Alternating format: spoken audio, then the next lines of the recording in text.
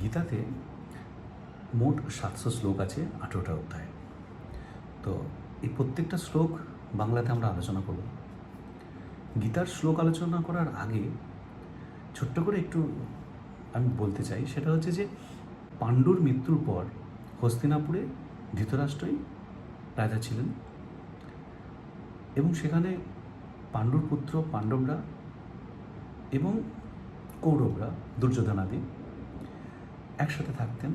তো তাদের মধ্যে প্রথম থেকে একটা কলহ শুরু হয়েছিল। যেমন ভীমকে তারা খেলাধুলা করলেও তাদের মধ্যে মারামারি শুরু হয়েছিল। ভীমকে তারা বিষ দিয়ে মারতে চেয়েছিল।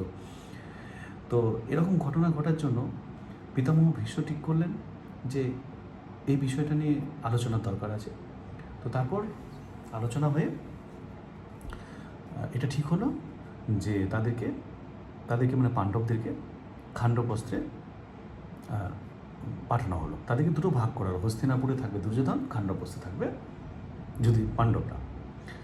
তো খাণ্ডবস্ত্র ছিল বন জঙ্গল জায়গা, সেখানে কোনো গ্রামই ছিল না, লোকজনও ছিল না সেরকমভাবে।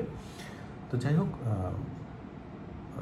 পাণ্ডবরা চলে যায় খাণ্ডবস্ত্রে এবং সেখানে শ্রীকৃষ্ণের মায়াতে সেই জায়গা ইন্দ্রপ্রস্থে পরিণত হয় এবং যেটা বৈভবের দিক থেকে হস্তিনাপুরকেও ছাড়িয়ে যায়। সেটা তো আপত্তি। তো তখন দুর্যোধনের হিংসা হয় যে হস্তিনাপুরের থেকেও এত বেশি বৈভব, কী করা যায়। তখন তারা ছলনা করে শকুনি মামার সাথে আলোচনা করে এবং তাদেরকে পাশা খেলায় আমন্ত্রণ জানায়। তো পাশা খেলাতে হেরে যায় এবং তারপর যখন তাদেরকে শাস্তি হিসাবে তাদেরকে রাজ্য ছেড়ে চলে যেতে হয়, সবাই আমরা জানি যে বনবাসে যেতে হয়েছিল। এবং ফিরে আসার পরে এটা কথা ছিল যে ফিরে আসার পরে তাদের বনবাস ফিরে আসার পরে তাদেরকে রাজ্য ফিরে দেওয়া হবে। কিন্তু শেষ পর্যন্ত দেখা গিয়েছিল যখন পাণ্ডবরা ফিরে এসেছিল তাদেরকে দেওয়া হয়নি। বারবার বলার পরেও তাদেরকে দেওয়া হয়নি। দুর্যোধন তাদেরকে দিতে চায়নি, বলেছিল যে সুচাগ্র জমিও আমি দেব না। তো স্বয়ং ভগবান শ্রীকৃষ্ণকেও তারা না বলেছিল। তো রীতিমতো তারপরে যুদ্ধ শুরু হয়েছিল। এই ছিল মহাভারতের একদম ছোট্ট করে আমি বললাম। এবার প্রথম যে শ্লোক, তার আগে বলিনি, এই শ্লোক গীতাতে যে শ্লোক আছে সেটা কখন থেকে আছে বা কীভাবে আছে না, সেটা হচ্ছে যে যখন যুদ্ধ শুরু হয় তার 10 দিন পরে যখন ভীষ্ম পিতামহ শরশয্যায় শায়িত হয়ে যান, তখন সেখান থেকে যুদ্ধক্ষেত্র থেকে সঞ্জয় হস্তিনাপুরে ফিরে এসে ধৃতরাষ্ট্রকে সব কিছু বলছিলেন। তো সেটা দিয়ে প্রথম শ্লোক শুরু হয়েছে। আর প্রথম থেকে 19 নম্বর শ্লোক অবধি শুধুমাত্র পাণ্ডব এবং কৌরবদের বিষয়ে বলা হয়েছে।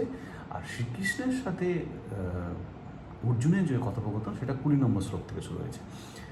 গীতা হলো সেটাই, যেখানে অর্জুনের কথাগুলো স্বয়ং ভগবান শ্রীকৃষ্ণের কথাগুলো অর্জুনকে বলা হয়েছিল।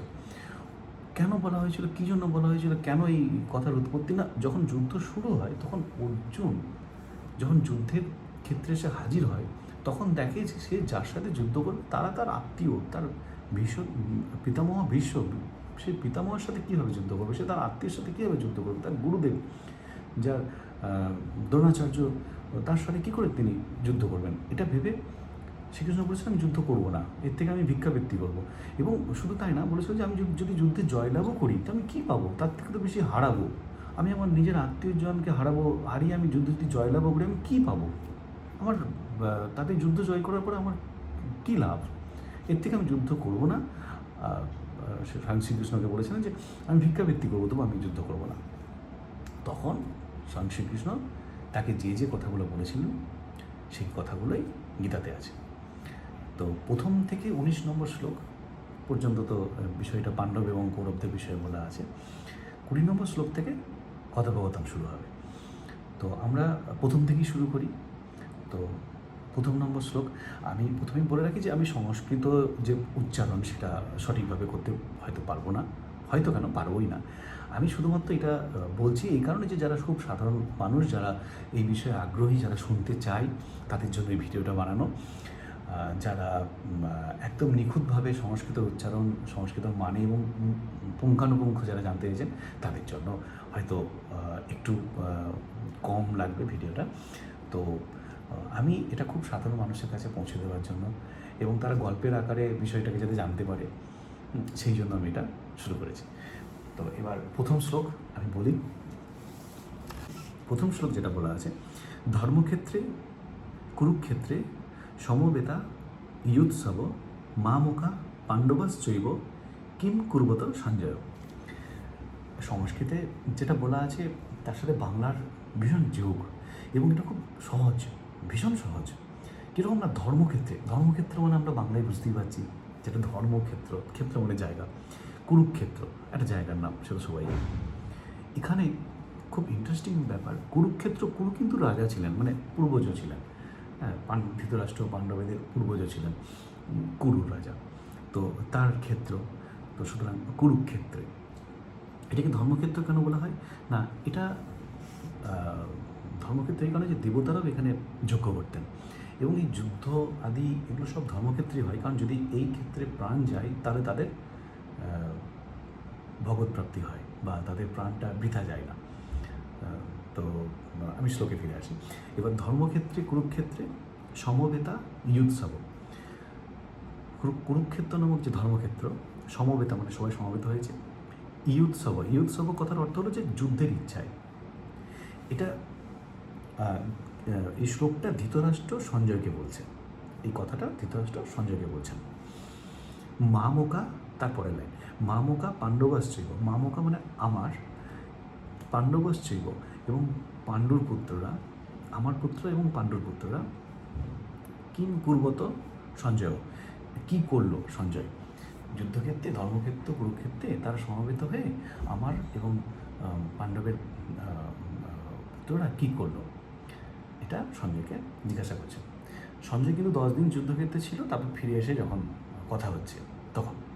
তো আগেও আমি বলেছি যে 1 থেকে 19 পর্যন্ত এই পাণ্ডব এবং কৌরব এই বিষয়ে আলোচনা হবে। তারপরে 20 নম্বর শ্লোক থেকে, যেখানে গীতাতে 20 নম্বর শ্লোক, সেখান থেকে শুরু হবে অর্জুন এবং স্বামী ভগবান শ্রীকৃষ্ণের কথোপকথন। তো প্রথম শ্লোকের প্রত্যেকটা শব্দের অর্থ আমি বলার চেষ্টা করলাম। তো এর শব্দ, এই শ্লোকের বাংলায় মানে করলে দাঁড়ায় যে ধৃতরাষ্ট্র বলছেন, হে সঞ্জয়, ধর্মক্ষেত্র কুরুক্ষেত্রে যুদ্ধের ইচ্ছায় সমবেত আমার এবং পাণ্ডু পুত্রগণ কী করলো। তো এটা হচ্ছে প্রথম শ্লোকের বিষয়। এখানে একটু আলোচনা করি, আমি পরের শ্লোকটা পরের ভিডিওতে যাব। তো এই শ্লোকটা তো বোঝা গেল, বাংলা মানে বোঝা গেল এইটুকু, কিন্তু এর যে ব্যাখ্যা, এই বিষয়ে যে আরও কিছু কথা, সেটা একটু আপনাদের সাথে শেয়ার করছি। সেটা হচ্ছে ধর্মক্ষেত্র কুরুক্ষেত্র। আগেই বললাম যে কুরুক্ষেত্রে দেবতাগণ যজ্ঞ করেছিলেন, রাজা কুরু এইখানে তপস্যা করেছিলেন। যজ্ঞাদি কর্ম ধর্মমূলক হওয়ায় এবং রাজা কুরুর তপস্যাক্ষেত্র হওয়ার জন্য এই স্থানকে ধর্মক্ষেত্র কুরুক্ষেত্র নামে অভিহিত করা হয়েছে। একদম।